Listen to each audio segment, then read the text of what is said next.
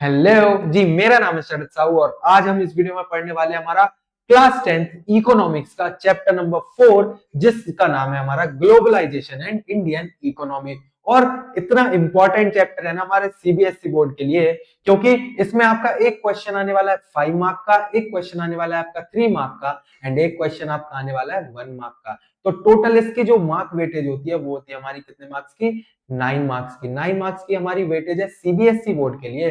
वहीं UP board के लिए भी हमारा इंपॉर्टेंट हो जाता है, क्योंकि इसकी जो यूपी बोर्ड के हिसाब से मार्क वेटेज है ना, वो है हमारी 6 मार्क्स की, क्योंकि 4 मार्क्स का एक क्वेश्चन, 1 मार्क्स के आपके 2 क्वेश्चन आने वाले हैं। तो 6 मार्क्स की वेटेज आपकी किसके लिए हो जाती है? 6 मार्क्स की वेटेज आपके लिए हो जाती है यूपी बोर्ड के लिए। तो अपने बुक के इंडेक्स में इन इस चैप्टर को क्या कर लेना, बिल्कुल अच्छे से मार्क कर लेना, क्योंकि बहुत ही इंपॉर्टेंट आपका चैप्टर होने वाला है। लेकिन उसके साथ साथ बहुत ही निहायत ही इजी चैप्टर भी होने वाला है। अगले 10 मिनट में मैं आपको सिर्फ एक्सप्लेन करूंगा, ना ही रीड कराऊंगा, ना ही हम हेडिंग्स पढ़ेंगे, कुछ नहीं करेंगे। सिर्फ अगले 10 मिनट में मैं आपको जो भी समझाऊंगा वही अगले 10 मिनट में पूरा चैप्टर होने वाला है। एक बार मैं आपको पूरा एक्सप्लेन करूंगा, फिर हम उसको रीड करके देखेंगे क्या यही हमने पढ़ा और इजीली हमने उसको पूरा एक वीडियो में, वन शॉट में, आधे घंटे के अंदर हम इस चैप्टर को लर्न कर लेंगे। सो देर किस बात की यार, बिना किसी देरी के करते हमारे सेशन को start. So let's start.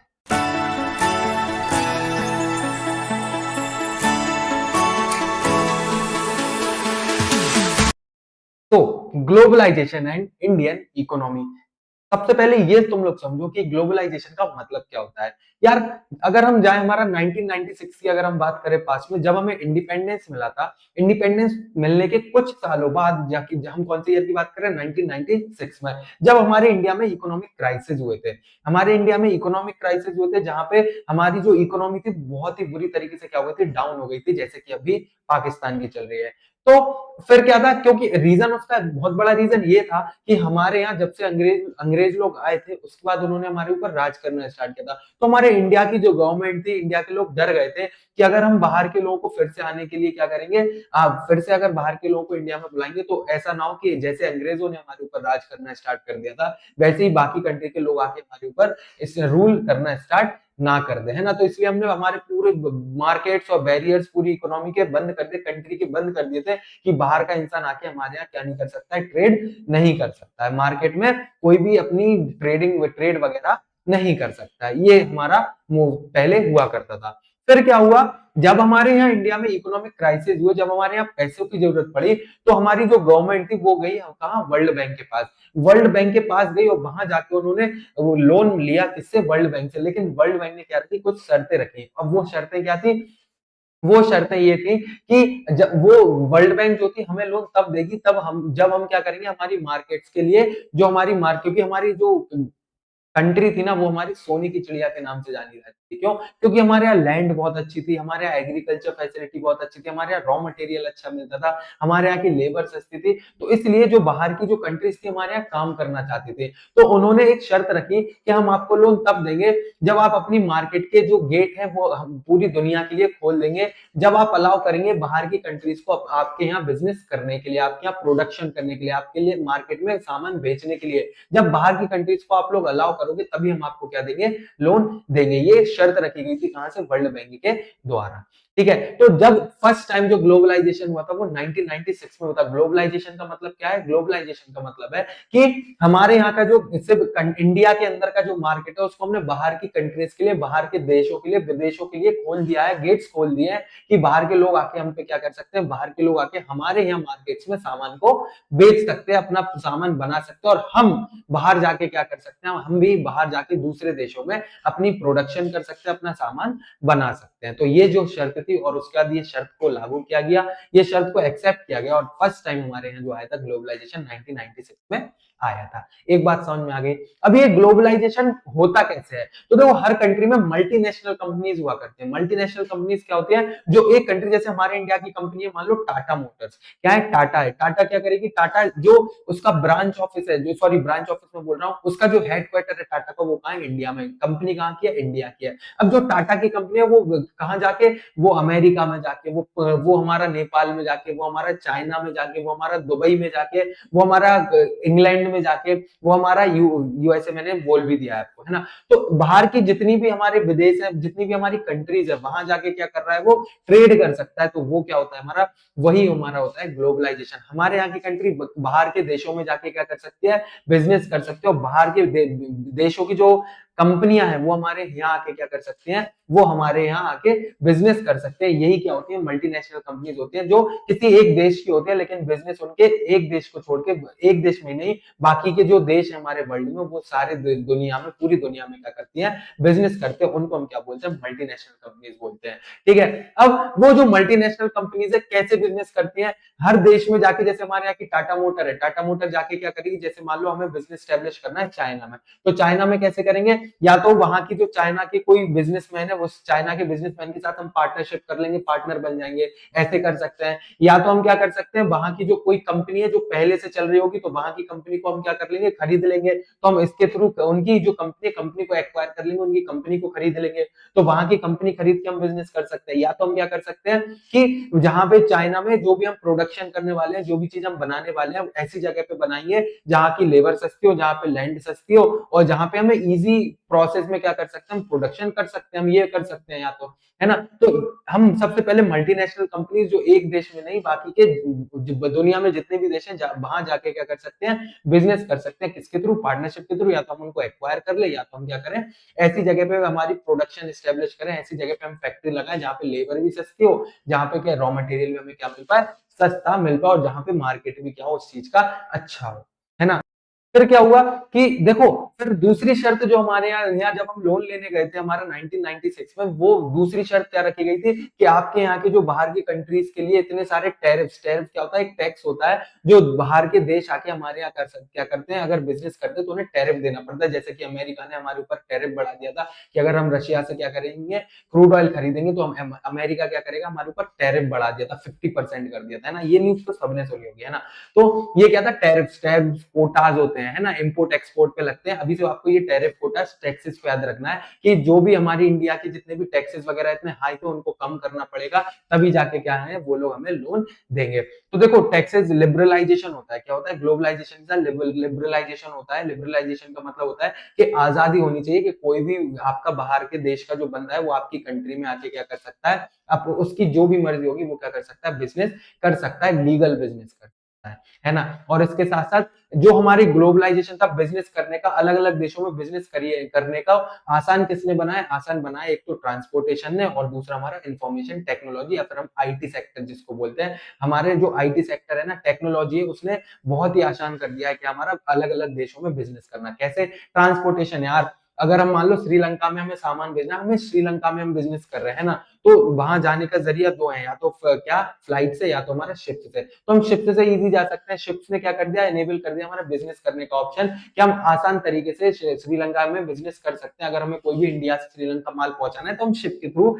Easily पहुंचा सकते हैं, है ना। तो ऐसे ही ऐसे करके हमारा ट्रांसपोर्टेशन ने ग्लोबलाइजेशन को आसान कर दिया, एंड इसके साथ साथ टेक्नोलॉजी ने कैसे कर दिया, हम श्रीलंका में, हम इंडिया में ही बैठ के श्रीलंका की जो भी हमारी कंपनीज है, जो भी हमारे बिजनेसमैन है, जो भी हमारा मार्केट है, वहां क्या कर सकते हैं, हम बातचीत कर सकते हैं, कम्युनिकेट कर सकते हैं एक दूसरे से। और इसके साथ साथ आसान के कैसे बनाए, जब हमने टैक्सेस वगैरह, टैरिफ्स एंड कोटास वगैरह क्या कर दिए, कम कर दिए, है ना। तो इस तरीके से जो हमारा बिजनेस है वो क्या हुआ है, बहुत जल्दी से हमारी इकोनॉमी भी ग्रो होगी, और ग्लोबलाइजेशन इस तरीके से पूरा होगा।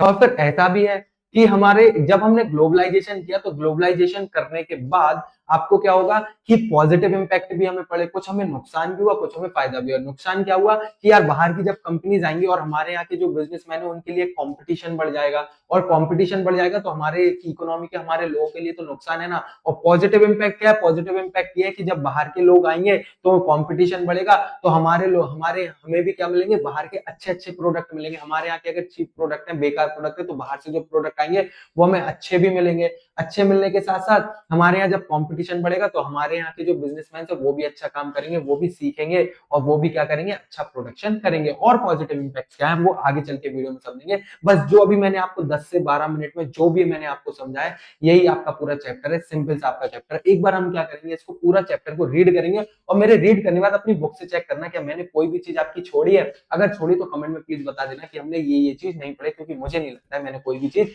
हमारे जो one shot, one hand written notes notes, 1 page के जो हमारे शॉर्ट नोट्स हैं उनमें भी हमने कोई कसर नहीं छोड़ी है ना।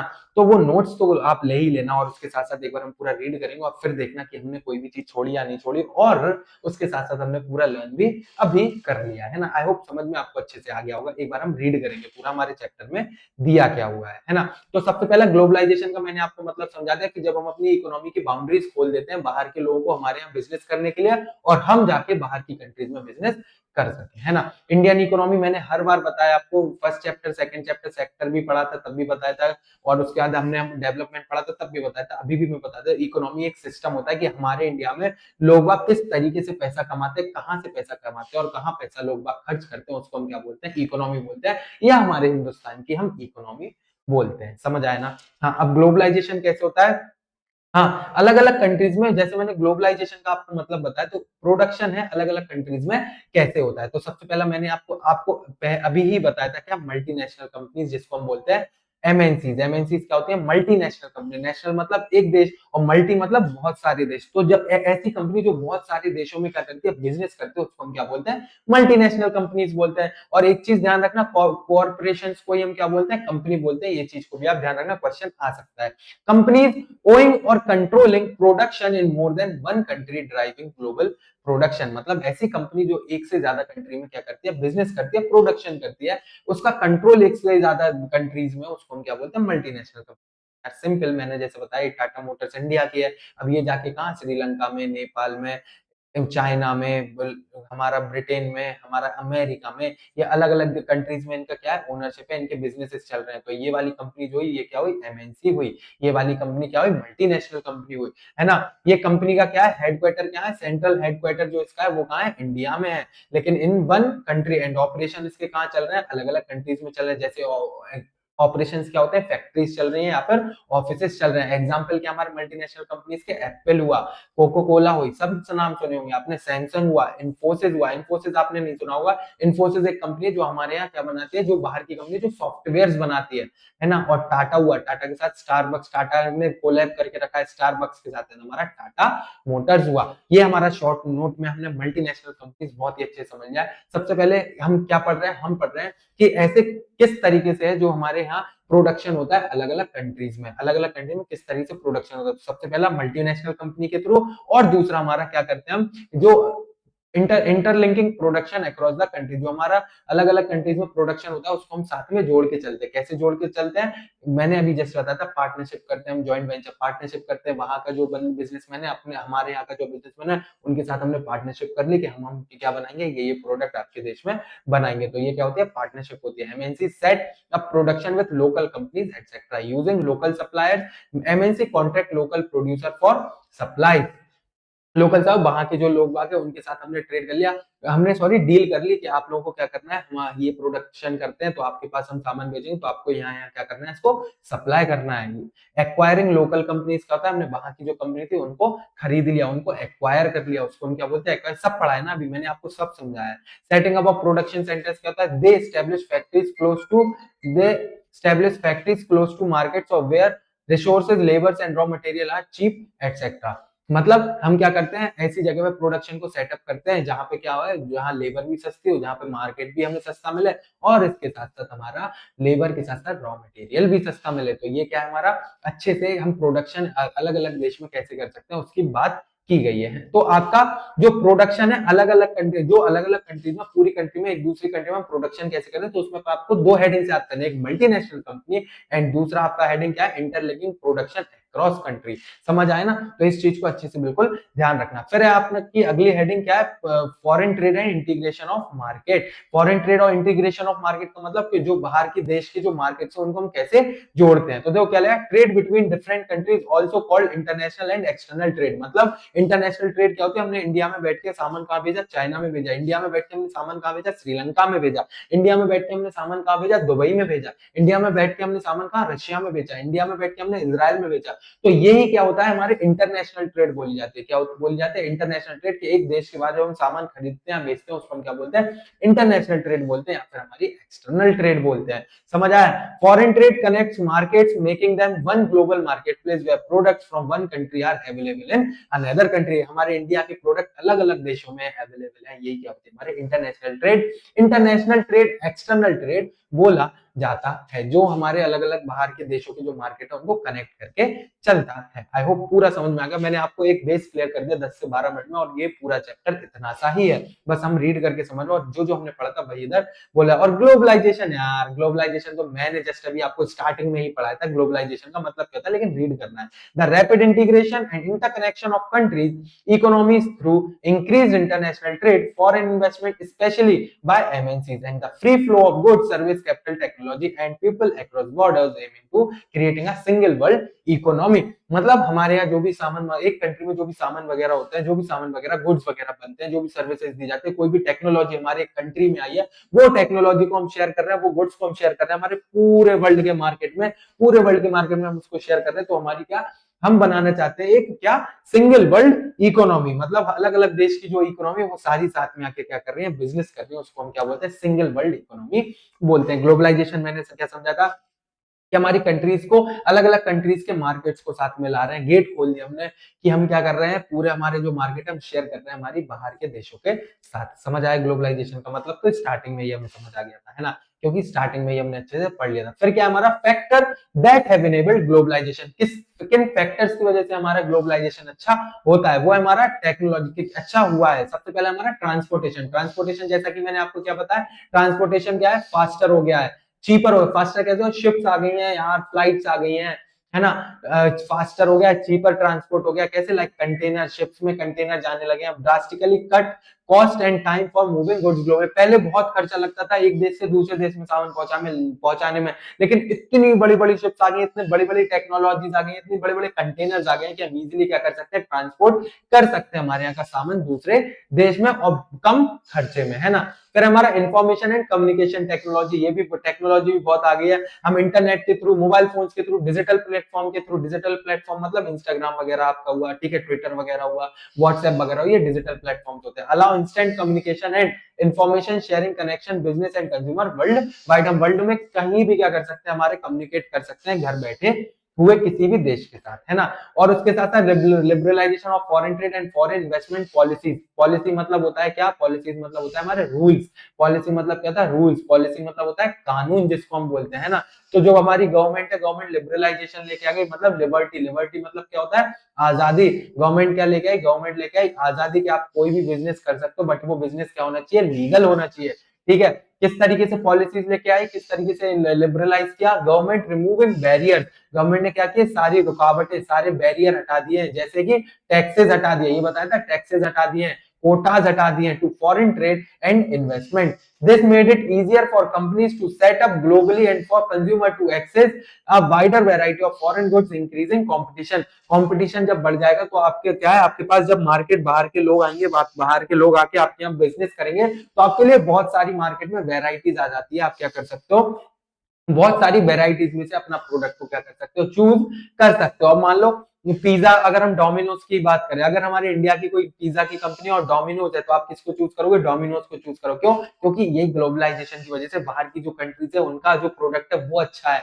हमारे यहाँ के प्रोडक्ट से अच्छा उनका प्रोडक्ट है, तो हम वो लेंगे। तो हमारे पास क्या है, बहुत वेराइटीज आ गई है ना। फिर उसके बाद हमारा क्या है, देखो यही चीज हमने पूरी पढ़ी थी ना, टैरिफ वगैरह, ट्रांसपोर्टेशन वगैरह, इन्फॉर्मेशन टैरिफ। यार एक बार अच्छे से हम बेस क्लियर कर लेते हैं ना, तो हमें हर एक चीज अच्छे से समझ आ जाती है। तो उसके बाद क्या है, World Trade Organization. World Trade Organization क्या होता है, World Trade Organization is a globally body established in 1995। 1995 में ये एस्टैब्लिश हुई थी वर्ल्ड ट्रेड ऑर्गेनाइजेशन। ये क्या, जिसका फुल फॉर्म क्या है, सक्सीडिंग द गेट। गेट का फुल फॉर्म आपको याद रखना बहुत जरूरी है। गेट का फुल फॉर्म है general Agreement on tariffs and trade. General agreement of on tariffs and trade मतलब हर कंट्री के बीच में क्या होगा, एग्रीमेंट होगा कि आपके यहाँ अगर उस एक पर्टिकुलर कंट्री से, मान लो अगर श्रीलंका है, श्रीलंका से कोई भी सामान वगैरह आता है, कहाँ, इंडिया में। या इंडिया से कोई भी सामान वगैरह जाता है तो इनके बीच में कितना टैक्सेस लगेंगे, कितने टैक्सेस लगेंगे, और कितनी ट्रेड होने पे इनके कितने टैरिफ लगेंगे, ये सारा क्या है, एग्रीमेंट होता है। हर कंट्री के साथ क्या होता है, एक एग्रीमेंट बना हुआ होता है, जिसके अंदर गेट के अंदर, ठीक है। To liberalise international trade by removing barriers, setting fair rules, and resolving disputes, aiming for smooth, predictable, and free global commerce. Through it faces criticism for favoring developing nations despite its global equal opportunities for all members, including developing countries like India. मतलब हर country ने India के लिए, मतलब developing countries के लिए में जाके invest किया, और वहां पे जो रिसोर्सेज है वहां अपनी कंट्री में उन्होंने क्या मार्केट को स्टेब्लिश किया कि हर कंट्री में जाके, चाहे वो छोटी कंट्री हो चाहे वो बड़ी कंट्री हो, उन कंट्रीज में बड़ी बड़ी कंट्रीज ने अपना बिजनेस भी स्टेब्लिश किया और उनको अलाउ किया, उनको बोला है कि आप अगर चाहते हो तो आप हमारी कंट्रीज में आके भी क्या कर सकते हो, बिजनेस को बढ़ा सकते हो। एक वर्ल्ड ट्रेड ऑर्गेनाइजेशन आपको याद रखना है, वर्ल्ड ट्रेड ऑर्गेनाइजेशन एक क्या है, संस्थान है, क्या है, एक संगठन है, एक स्टेब्लिशमेंट है, जो कब आया था, 1995 में आया था, जिसने क्या किया था, गेट को सक्सीड किया था। क्या किया था, गेट को सक्सीड किया था, जिसको हम क्या बोलते हैं, General Agreement on Trades and Tariff. बस ये आपको याद रखना है, वर्ल्ड ट्रेड ऑर्गेनाइजेशन में जिसने क्या किया था, बैरियर्स वगैरह, टैक्सेस वगैरह, एग्रीमेंट्स, डिस्प्यूट, जो भी लड़ाई झगड़े हमारी अलग अलग कंट्रीज के बीच में, उनको क्या कर दिया था, खत्म कर दिया था, और सारी अलग अलग जो इकोनॉमी है उनको साथ में लाके मार्केट में बिजनेस करने के लिए क्या कर दिया था, एक साथ खड़ा कर दिया था। इसके अलावा आपको वर्ल्ड ट्रेड ऑर्गेनाइजेशन में और कुछ भी याद नहीं रखना। एक बार और बोल दूं क्या, हाँ ठीक है। वर्ल्ड ट्रेड ऑर्गेनाइजेशन एक संगठन है, एक स्टैब्लिशमेंट है, एक संस्थान है, जो कि स्टैब्लिश कब हुआ था, 1995 में हुआ था। जिसने क्या किया था, जिसने सक्सीड किया था गेट को, जिसने GATT को सक्सीड किया था, जिसका फुल फॉर्म क्या होता है, जिसका फुल फॉर्म है general Agreement on trade and tariff. फिर उसमें हम क्या था, उन्होंने क्या किया, उन्होंने सक्सीड क्या किया, गेट को सक्सीड किया, जिसमें उन्होंने क्या किया था, जितने भी रिड्यूस करिए थे क्या, टैरिफ्स एंड टैक्सेस, और जो भी लड़ाई झगड़े थे उनको खत्म करके जितनी भी अलग अलग इकोनॉमीज थी सबको साथ में लाके क्या कर दिया था, खड़ा कर दिया था। वो क्या है, हमारा वर्ल्ड ट्रेड ऑर्गेनाइजेशन। फिर है हमारा अगला, impact on, impact of globalisation on India. क्या इम्पैक्ट, मैंने बोला था पॉजिटिव भी पड़ा और नेगेटिव भी पड़ा। पॉजिटिव इम्पैक्ट क्या था, कस्टमर्स को बेनिफिट मिला, जिसके वो क्या कर सकते हैं, वाइडर वेराइटी, मतलब बहुत सारी वेराइटी में क्या कर सकते हैं, चूज कर सकते हैं, मतलब अलग अलग वेराइटीज, उनके पास बहुत सारी वेराइटीज है, विदेशी वेराइटी और हमारे इंडिया की वेराइटी, जो प्रोडक्ट उन्हें अच्छा लगेगा वो ले सकते हैं। तो कस्टमर को, जो कस्टमर है हमारे ग्राहक, उनको बहुत फायदा पहुंचा, इनके साथ साथ इकोनॉमिकली ग्रोथ हुई। कैसे, increase foreign investment, growth in export etcetera, मतलब हमारे यहाँ का जो सामान है बाहर बेचेंगे और बाहर का पैसा जब हमारे अंदर आता है तो हमारी इकोनॉमी क्या होती है, ग्रो होती है। इससे ज्यादा डिटेल में मैं आपको अभी नहीं पढ़ा सकता हूँ, क्योंकि जितना इंपॉर्टेंट मैं आपको वो पढ़ा रहा हूँ, और डिटेल जो होता है वो रेगुलर क्लासेस में होता है। इतना आपके लिए इंपॉर्टेंट है। क्या इंपॉर्टेंट है कि जो पॉजिटिव इंपैक्ट है वो किसको, कस्टमर्स को पड़ा, कि उनके पास बहुत सारी वेराइटीज आ जाती है। और दूसरा जो पड़ा, हमारी इकोनॉमिकली ग्रोथ होती है, कि हम बाहर अपना जो सामान है वो बाहर दूसरे देशों में एक्सपोर्ट करते हैं, और बाहर की कंट्री का जो पैसा है, यार एक बात बताओ, अगर आपकी फैमिली में पैसा है, वो पैसा एक्सचेंज होता रहेगा तो पैसा बढ़ेगा क्या, नहीं। जब आपका बाहर के मार्केट से पैसा लेके कोई पैसा कमा के आएगा, तब वो आपकी फैमिली में पैसा बढ़ेगा, तभी तो आपकी क्या बढ़ेगी, तभी तो आपकी फैमिली की ग्रोथ होगी, है ना। तो ऐसे ही कंट्री होती है, एक कंट्री में अगर पैसा एक्सचेंज होता रहेगा तो वो पैसा क्या है, कंट्री का ही है और वही एक्सचेंज हो रहा है। लेकिन हम बाहर का पैसा जब अपनी कंट्री में लेके आएंगे तो हमारी इकोनॉमिकली ग्रोथ होगी ना।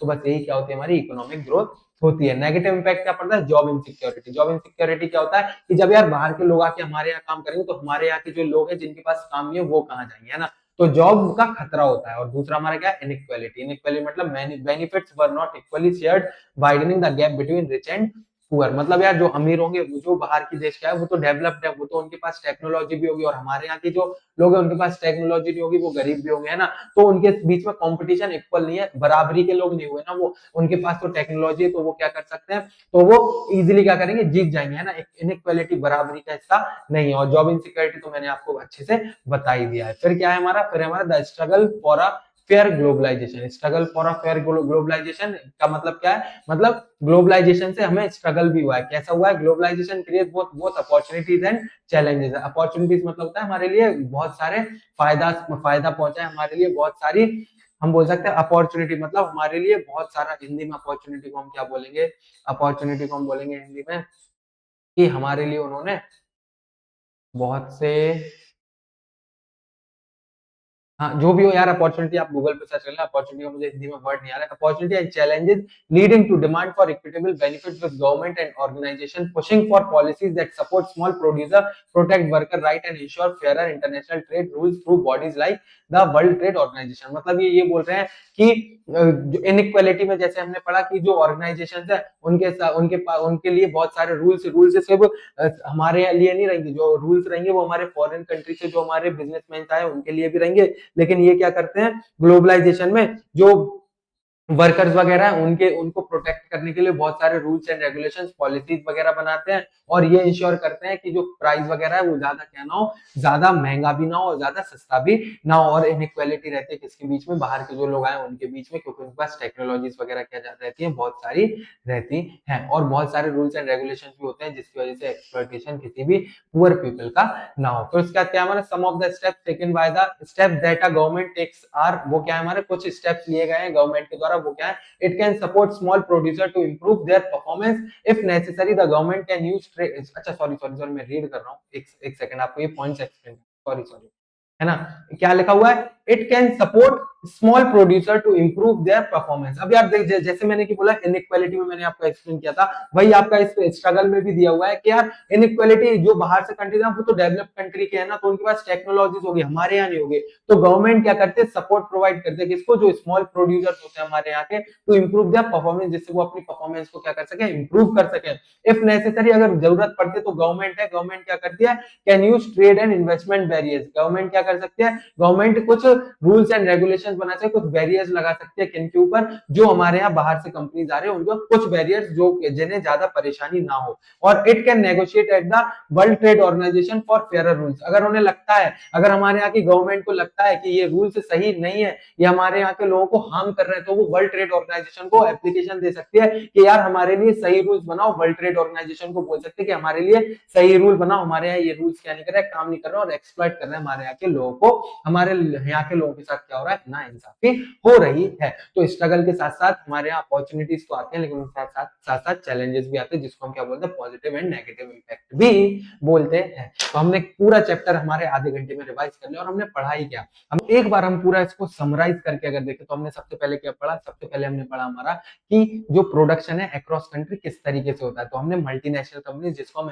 एमएनसी शॉर्ट में बोलते हैं, और इसमें हम इंटरनली ट्रेड कैसे करते हैं, एमएनसी कैसे ट्रेड करते हैं, पार्टनरशिप के फॉर्म में लोकल सप्लायर्स के साथ कॉन्ट्रैक्ट करके हम बाहर की कंपनीज को एक्वायर कर लेते हैं, या फिर क्या करते हैं, एक्वायर करने के बाद या फिर हम क्या करते हैं, प्रोडक्शन ऐसी जगह सेटअप करते हैं जहाँ रॉ मटेरियल सस्ता हो, जहाँ लेबर सस्ती हो, एंड हमारा मार्केट भी आस पास हो, है ना। फिर उसके बाद हमने देखा ऐसे कौन से फैक्टर्स है जिसने ग्लोबलाइजेशन को और अच्छा बनाया है, वो फैक्टर्स है हमारे transportation, technology, liberalisation, new rules and by reducing new rules and policies बनाए by reducing tariffs and Kota's.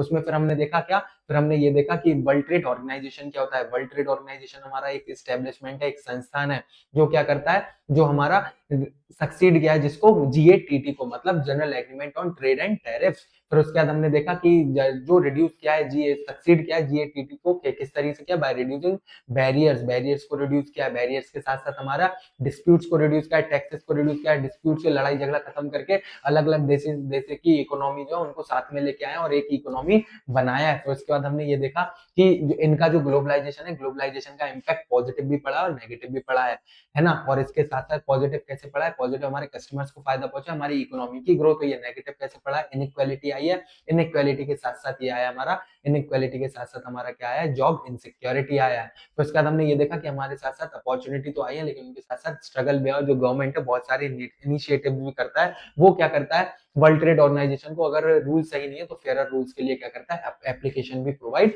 करता है। तो पूरा चैप्टर हमने आधे घंटे में समराइज कर लिया, पूरा चैप्टर हमने आधे घंटे में अच्छे से लर्न कर लिया। और यार आधे घंटे की बात क्या ही कहें, क्योंकि तो हमने बहुत 3 बार हमने रिपीट भी किया है। स्टार्टिंग में 10 मिनट में मैंने आपको पूरा चैप्टर वर्बली रिपीट किया था, सॉरी समझाया था, उसके बाद हमने रीड करके पढ़ा, तो उसके बाद हमने समराइज भी कर लिया 5 मिनट में। तो आधे घंटे में हमने 3 बार रिवाइज कर लिया है ना चैप्टर को, और पूरा हमें अच्छे से लर्न भी हो गया। सो आई होप वीडियो आपको पसंद आई होगी। So kindly please like the video and for more subscribe to our channel and press the bell icon for upcoming videos and also join our Facebook channel, Instagram channel, and also join our WhatsApp group. So, myself Sharat Sahu and I'm signing off today's session. So kindly stay tuned, study well. Bye bye.